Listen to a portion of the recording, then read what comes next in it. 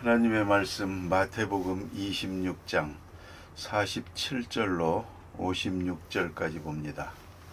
신약성경 47면 마태복음 26장 47절로 56절 다 함께 한 목소리로 봉독합니다. 말씀하실 때에 12 중에 하나인 유다가 왔는데 대제사장들과 백성의 장로들에게서 파송된 큰 무리가 칼과 몽치를 가지고 그와 함께 하였더라. 예수를 파는 자가 그들에게 군호를 짜 이르되 내가 입맞추는 자가 그이니 그를 잡으라 한지라. 곧 예수께 나와 랍비여 안녕하시옵니까 하고 입을 맞추니 예수께서 이르시되 친구여 내가 무엇을 하려고 왔는지 행하라 하신대. 이에 그들이 나와 예수께 손을 대어 잡는지라. 예수와 함께 있던 자 중에 하나가 손을 펴 칼을 빼어 대제사장의 종을 쳐 그 귀를 떨어뜨리니 이에 예수께서 이르시되 내 칼을 도로 칼집에 꽂으라. 칼을 가지는 자는 다 칼로 망하느니라. 너는 내가 내 아버지께 구하여 지금 12군단 더 되는 천사를 보내시게 할 수 없는 줄로 아느냐. 내가 만일 그렇게 하면 이런 일이 있으리라 한 성경이 어떻게 이루어지겠느냐 하시더라. 그때에 예수께서 무리에게 말씀하시되 너희가 강도를 잡는 것 같이 칼과 몽치를 가지고 나를 잡으러 나왔느냐. 내가 날마다 성전에 앉아 가르쳤으되 너희가 나를 잡지 아니하였도다. 그러나 이렇게 된 것은 다 선지자들의 글을 이루려 함이니라 하시더라. 이에 제자들이 다 예수를 버리고 도망하니라. 아멘. 오늘 본문에 예수님께서 체포되는 그런 장면을 보게 됩니다. 이것은 하나의 어디까지나 역사적인 사건이었습니다만 이것은 상징적이고 계시적이고 이 사건 속에 엄청난 귀한 말씀이 또한 함께하고 있는 것을 볼 수가 있습니다. 예수님께서 오신 그 자체가 말씀으로 오신 것이요. 그리고 그 행위, 말씀, 다 말씀이라는 것을 잊지 말아야 합니다. 예수님이 누구를 만났든지 또 어디로 갔든지 병을 고치시든지 오늘 보는 것은 체포됩니다. 이러한 그 속에도 많은 말씀이 거기에 포함되어 있습니다. 우리는 이 사건을 통해서 우리에게 주시는 하나님의 말씀을 확실하게 볼 줄 알고 들을 수 있어야 하겠습니다. 예수님께서 체포됩니다. 오늘 이 본문의 가장 핵심되는 부분은 예수님의 자진성입니다. 자발성입니다. 이 본문에 예수님께서 도망가다가 그만 붙들렸다 이런 얘기가 아닙니다. 오늘 본문에 예수님이 체포됩니다. 체포되어 십자가를 집니다만 가령 예수님이 어느 골목으로 도망가다가 붙들렸다고 하십시다. 제자들이 아니고 예수님이 도망가다가 어느 골목에서 붙들려서 체포되었다. 이렇게 얘기가 된다면 어찌 되겠습니까? 그건 아주 예수님의 모든 생애가 거기서 무너지고 마는 것입니다. 여기서 잊지 말아야 합니다. 그리스도인은 더더욱 어떤 일을 하든지 도망가는 짓을 해서는 안 됩니다. 다시 말하면 피치 못하게 고난을 당해서는 안 됩니다. 고난을 당하든 어떤 일을 당하든 당당하게 그것이 중요합니다. 그렇게 도망가는 것 같은 붙들려서 할 수 없이 고난을 당하는 것 같은 그런 역사가 있어서는 안 된다는 것입니다. 우리는 무엇을 하든지 당당하게 그것이 바로 그리스도인의 모습입니다. 오늘 예수님께서 체포되는 장면을 가만히 보면 여기에 말씀하고자 하는 가장 큰 핵심은 뭐냐면 아주 당당하게 하나님 앞에서 기도하고 응답을 받고 그리고 나오는 사람은 당당해야 합니다. 어떤 억울함이나 어떤 고난도 피하려고 들지 않고 당해야 합니다. 왜요? 그 의미를 알고 있기 때문입니다. 내가 당하는 고난의 의미를 알고 있기 때문입니다. 예수님께서 당하시는 고난이야말로 얼마나 모순적인 겁니까? 역사적으로 빌라도 법정 같은 어리석고 말도 안 되는 법정은 없습니다. 인간 악의 극치라고 볼 수가 있습니다. 예수를 십자가에 못 박기로 결정하는 이 같은 재판은 인류 역사의 가장 최악의 재판이었다고 그렇게 말합니다. 그래서 모두 하나의 별명처럼 생각을 하고 모순된 일을 볼 때마다 빌라도의 법정이라고 말합니다. 그렇습니다. 공의가 무너지는 시간입니다. 예수님은 다 알고 있습니다. 지금 이들에게 체포돼서 빌라도의 법정까지 가게 됩니다. 다 알고 계십니다. 알고 당하는 것입니다. 모르고 당하는 게 아니라는 것을 잊지 말아야 합니다. 그 다음에 또 한 가지는 얼마든지 피할 수 있습니다. 지금 이들이 예수를 체포하는 걸 보세요. 왜 이렇게 밤에 새벽에 체포할까? 심지어는 가룟 유다를 돈을 주고 사서 이렇게 내통을 해가지고 예수가 계신 곳을 찾아가서 몰래 아주 은밀하게 체포하려고 듭니다. 그렇게밖에는 체포할 수가 없었다는 얘기죠. 오늘 본문에 나타난 대로 내가 성전에서 늘 가르쳤는데 왜 하지 않았느냐? 왜 그때 체포하지 않고 지금 하느냐? 왜 그렇게 당당하게 할 수 있는 일을 비겁하게 이게 뭐냐? 새벽에 이런 짓을 왜 해야 되느냐? 여기서도 중요한 말씀이 있지 않습니까? 그건 뭐냐면 예수를 체포하는 일이 쉬운 일이 아니었거든요. 왜요? 많은 군중이 있었습니다. 만약 예수를 체포하는 동안에 군중들이 나타나가지고 아우성을 치는 날이면 낭패거든요. 그러면 할 수가 없는 것입니다. 언제 누구에게 돌을 던질는지 모르니까요. 그러니까 그들은 예수를 아주 은밀한 곳에서 비밀리에 체포하려고 하는 것입니다. 그러면 예수님께서는 이런 비밀한 일을 하지 않고 늘 공개적으로만 역사하면 되는 거거든요. 왜 겟세마네 동산에서 기도하시고 조용한 곳에서 은밀하게 체포될 수밖에 없는 그런 기회를 만들었습니다. 그런 기회를 왜 허락했느냐 하는 거죠. 우리가 깊이 생각해야 됩니다. 예수님은 이 사실을 다 알고 계시기 때문입니다. 어떤 의미에서는 자진해서 하는 일입니다. 나를 잡으라. 본문에도 말씀하지 않습니까? 하고자 하는 일을 하라 그럽니다. 나를 잡으라. 나를 체포하라. 나를 죽여라. 이런 말씀입니다. 이래서 신학자들 가운데 아주 좀 불경건한 말을 거침없이 하는 사람들은 뭐라고까지 하는 거 아니 예수님의 십자가 사건은 자살이다 그겁니다. 이건 타살이 아니고 자살이다. 왜요? 나 죽여라 나 죽여라 하는 것과 마찬가지 아니었냐 이겁니다. 얼마든지 안 죽을 수 있는데 예루살렘에 올라가서 예루살렘 성전을 깨끗이 하는 그 같은 행사 혹은 나귀를 타고 올라가는 행사 뭐 이런 일들만 안 해도 얼마든지 살아남을 수 있는데 또 이번에 사건이 아주 묘하게 돌아간다는 걸 알면서 왜 예루살렘에 올라가셨는가 말입니다. 얼마든지 십자가에 안 돌아가실 수 있는데도 불구하고 예수님께서는 십자가를 졌습니다. 성경이 계속해서 보여주는 증거 이게 뭘 말하는 거 하니 이 십자가는 부득이한 일이 아니었다. 불가피한 일이 아니었다. 예수님은 도망가다가 붙들린 분이 아닙니다. 할 수 없이 죽으신 분이 아닙니다. 자진해서 죽으신 겁니다. 그걸 강조하고 있는 것이죠. 그럼 왜 이런 일을 자진해서 했느냐는 겁니다. 오늘 성경 말씀에 중요한 말씀이 있지 않습니까? 이렇게 되면 이 일이 있으리라 한 하나님의 말씀이 성경 말씀이 어떻게 이루어지겠느냐?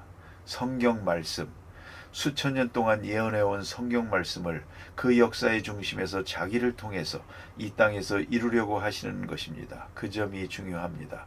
그러니까 예언의 말씀의 주인은 하나님이십니다. 하나님의 뜻을 이루려고 하는 겁니다.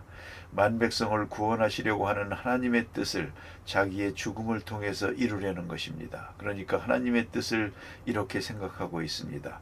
뭐 사람들이 체포를 하든지 때리든지 비난을 하든지 재판을 하든지 말든지 그건 중요하지 않습니다.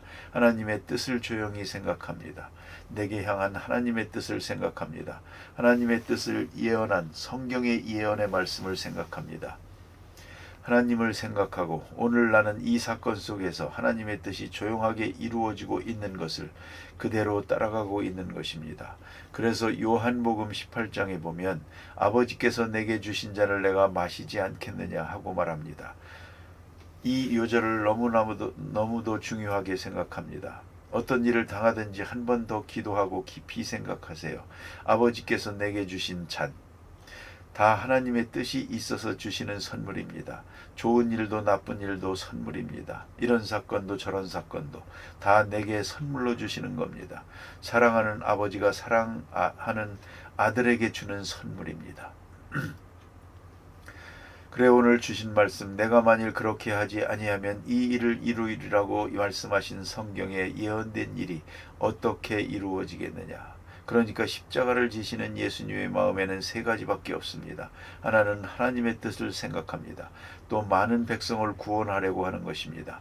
이 죄악에서 구원하려고 하는 그 마음이 간절합니다. 그 다음에는 자기 자신입니다. 그 거룩한 일을 위해서 내가 오늘 이렇게 죽어가야 하겠다고 생각한 겁니다. 확실하게 이 현실 속에 있는 하나님의 확실한 뜻을 그는 구체적으로 현실적으로 믿고 있었습니다. 이것이 중요한 점입니다. 어떤 일을 당해도 사람을 원망할 것 없습니다. 이 사건 속에 하나님의 뜻이 있으니까요. 하나님이 실수해서 되는 일이 아니니까요. 하나님의 경륜 속에 있음을 알아야 합니다. 그래서 예수님께서는 자진해서 오늘 본문에 보는 바와 같이 하고자 하는 일을 하라 하면서 제자들은 도망가는데 예수님은 앞으로 나섭니다. 그래서 체포되고 이제 재판을 받게 됩니다. 예수님 말씀이 너희가 강도를 잡는 것 같이 검과 몽치를 가지고 왔느냐. 참 가소로운 일입니다. 내가 죽으려고 하니 죽는 것이지 너희가 몽둥이 가지고 왔다고 죽는 거냐. 너희들이 칼을 가지고 왔다고 내가 체포될 사람이냐. 하늘에서 12군단도 더 되는 천사를 보내가지고 진멸할 수도 있지만 말이다. 안 그렇습니까? 옛날 엘리사가 하나님의 일을 할 때 그가 대머리였다면서요. 이런 아이들이 따라다니면서 대머리라고 비웃고 있을 때 이제 보세요. 그대로 큰 사건이 이루어지지 않습니까? 짐승들이 나와 그들을 잡아먹죠. 엘리사가 또 체포되려고 할 때 불말과 불검으로 다 지켜주시는 것을 그가 볼 수 있었습니다. 얼마든지 지켜줄 수가 있습니다. 지켜질 수 있습니다. 그러나 지금 나는 십자가를 지기로 결심한 시간입니다. 그대로 나는 내 일을 하고 있을 뿐이다 하고 말씀하십니다. 그 다음에 이제 부수적으로 생각할 것이 있습니다. 오늘 본문에 나타난 대로 가룟 유다입니다. 가룟 유다가 이렇게 할 수가 있는가? 돈을 받고 사람들과 쿠노를 짜고 그랬습니다. 왜 이렇게 했는가? 캄캄한 데서 누가 누구인지 알아볼 수가 없지 않습니까? 거기서 체포돼야 되니까요. 그러니까 보통 사람같이 할 수는 없고요. 이 감람산 겟세마네 동산 숲속에서 체포하게 되는데 이제 예수를 체포하는 장면이 어떻게 되는가를 보세요. 가룟 유다는 예수를 알거든요. 3년 동안 같이 다녔으니까 어두운 데서도 알아볼 수가 있습니다. 그래서 내가 가서 안녕하십니까 하고 입을 맞추면서 인사하는 사람, 그 사람을 잡으라.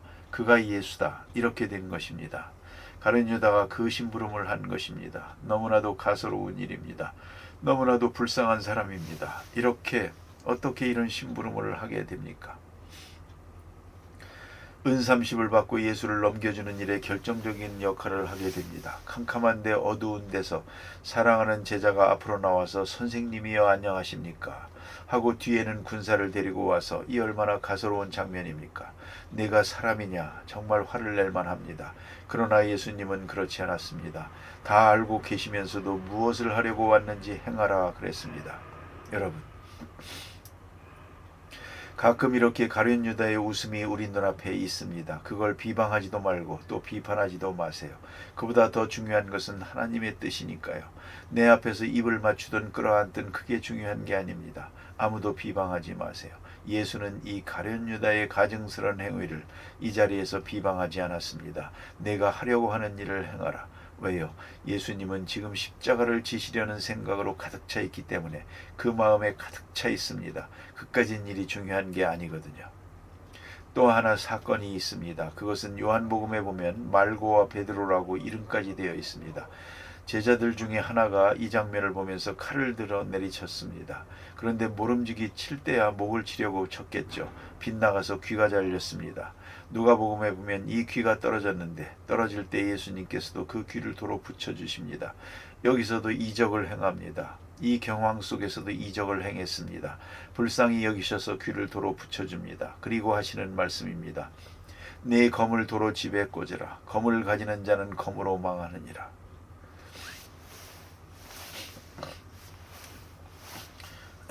저는 이 말씀을 정말 절실하게 한번 들었던 때가 있습니다.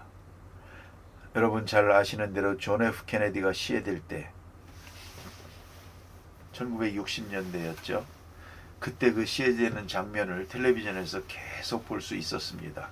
이 사건을 만난 다음에 케네디의 부인이 맨 먼저 입을 열고 한 말이 있습니다. 그것이 텔레비전에 계속 나오는 걸 봅니다. 이 엄청난 사건을 보면서 그는 이렇게 말합니다. 검을 쓰는 자는 검으로 망한다는 것을 사람들은 언제나 알 수 있을까? 이렇게 말했습니다. 검을 쓰는 자는 검으로 망한다. 그렇습니다. 폭력이 있는 곳에 또 다른 폭력이 있고요. 테러가 있는 곳에 또 다른 테러가 있는 것입니다. 검을 쓰면 언젠가는 검으로 망합니다. 그래서 오늘 예수님께서 하신 말씀을 인용하는 것을 보았습니다. 자, 이제 여기서 생각해야 합니다. 검을 쓰는 자는 검으로 망한다. 강팍한 자는 꼭 강팍함을 당한다. 빼앗는 자는 꼭 빼앗긴다. 속이는 자는 꼭 속는다. 그야말로 문자대로 이는 이로 갚는다. 이는 이로 갚는다는 것은 하나님의 심판의 공의를 말해주는 것입니다. 내가 이는 이로 갚으라는 말이 아닙니다. 이것은 재판장이 죄인을 재판할 때 이는 이로 갚는 재판을 하라 이겁니다. 남의 일을 부러뜨린 사람이거든 자기 일을 부러뜨리도록 하라. 자, 때린 자는 맞아야 하고 빼앗은 자는 빼앗겨야 한다 이겁니다. 이게 하나님의 공의입니다. 검을 쓰는 자는 검으로 망하느니라. 그럼 어찌해야 되겠습니까? 긍휼함을 베푸는 자는 긍휼함을 입느니라. 이게 예수님의 말씀입니다. 사랑을 베풀면 사랑을 받고, 불쌍히 여기면 불쌍히 여김을 받고, 용서하면 용서를 받습니다. 검을 쓰는 자는 검으로 망하느니라. 여기에 하나님의 공의가 있습니다. 그렇기 때문에 우리는 알게 모르게 부지런히 의를 행하고 부지런히 은혜를 베풀고 부지런히 용서하고 긍휼을 베풀어야 합니다. 또 그리고 칭찬하고 존경하고, 그것이 성경의 진리입니다. 예수님은 이렇게 체포되면서도 이 망극한 경황에도 조용히 주님의 뜻을 생각하고 어디까지나 자진해서 체포되는 모습을 우리에게 보여주고 있습니다. 우리가 무슨 일을 하든지 항상 자진해서 행하는, 남에게 책임을 돌리지도 말고 끌려가는 것처럼 행동해서는 안 됩니다. 어떤 사건이라도 내가 선택하고 내가 결정하고 내가 스스로 자진해서 행하는, 그리고 하나님의 뜻을 생각하면서 행하는 그런 우리의 자세가 있어야 할 것입니다. 기도하십시다.